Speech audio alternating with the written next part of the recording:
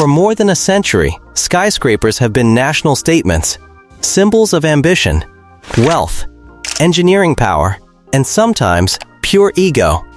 From the first steel towers in Chicago to today's supertalls in Asia and the Middle East, height has always meant influence. But now, a new race is underway. Countries that never competed for vertical dominance are suddenly building higher than ever before. Some are aiming just under 200 meters, others are reaching toward half a kilometer, and a few are pushing past 1,000 meters into the sky. This is the global race to build the tallest skyscrapers nations have ever attempted. In Greece, vertical construction was almost unheard of for decades. Strict planning laws kept Athens low-rise, protecting historic views of the Acropolis and surrounding neighborhoods. That's now changing. Rising from the former Ellinikon International Airport site, Riviera Tower will reach nearly 200 meters, almost double the height of Athens' previous record holder. By modern standards, this makes it Greece's first true skyscraper. The tower anchors a massive coastal redevelopment, transforming a former airport into parks, luxury housing, retail zones, and marinas. But the project is controversial. With average apartment prices around $4 million, critics argue it's designed less for locals and more for wealthy international buyers. Construction is already well underway, with completion expected in 2026, unless another European project finishes first. That contender may be Bulgaria. In Sofia, Skyfort has already reached its full structural height of just over 200 meters. Its arched form isn't just architectural flair. Approaching the city from the southeast, the tower frames Sofia like a gateway, hence the name. Because Bulgaria sits in a seismic zone, engineers couldn't rely on standard skyscraper methods. Instead, they used high-strength concrete capable of withstanding more than double the compressive force of conventional mixes. Even the fade was engineered for performance, using layered glass systems that appear opaque from the outside but remain transparent from within. It's a reminder that in Europe, height often comes with compromise and precision. France is taking an entirely different approach. In Paris's La Défense district, the link rises not as a single tower, but as two slender buildings connected by elevated walkways. These aren't enclosed bridges, they're open-air terraces filled with greenery, forming suspended gardens hundreds of meters above the city. Once complete, the tower will reach roughly 240 meters. It will also serve as the headquarters for a major energy company. Solar panels integrated into the fade are expected to cut energy use by nearly 50% compared to older office buildings. Here, height isn't just about scale. It's about experimentation. In Canada, the battle isn't global, it's national. In Toronto, SkyTower at Pinnacle 1 Yonge is on track to become the tallest residential building in the country. Rising to approximately 350 meters, it pushes right up against the height of the CN Tower's main observation deck. Developers revised the design multiple times. Mechanical floors became apartments.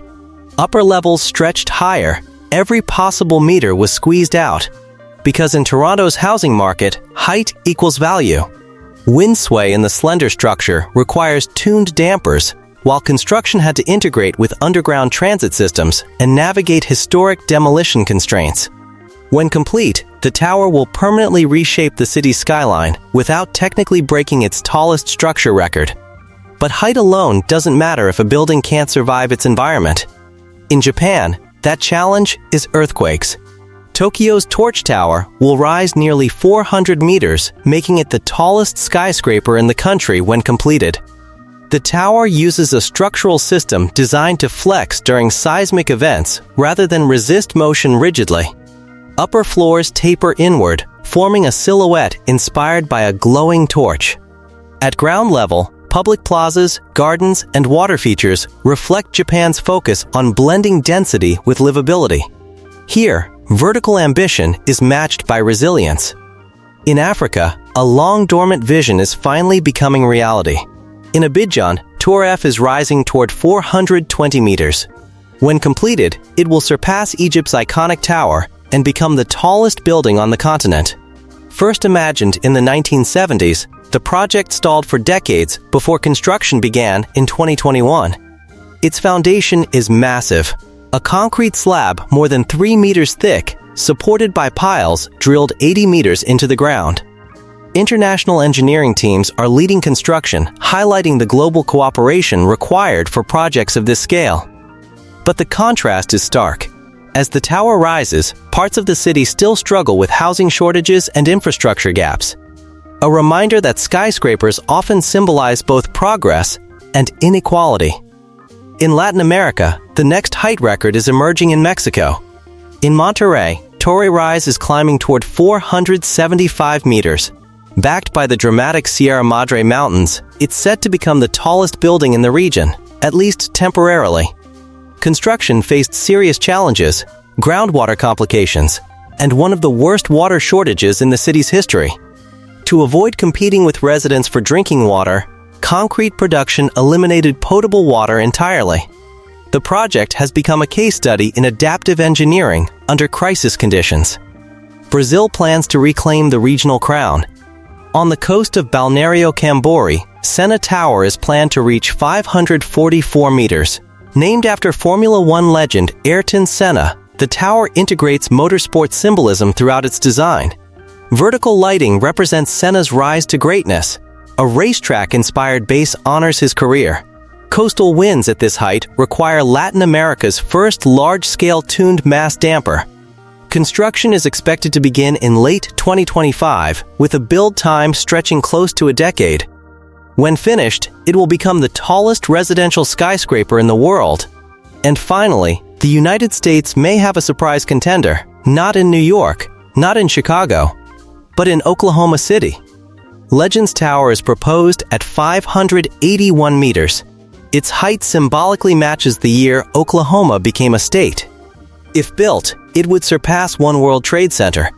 The challenges are enormous. The site lies in Tornado Alley, near active flight paths, and FAA approval remains unresolved. If cleared, the tower could redefine the city's skyline by the end of the decade. The race to build higher, faster, and bolder is far from over. These skyscrapers will redefine skylines for generations. Whether they become symbols of progress or controversy, one thing is certain. The future of cities is rising, straight into the clouds. If you enjoyed this deep dive into the world's most ambitious megatowers, like and subscribe. And I'll see you in the next one.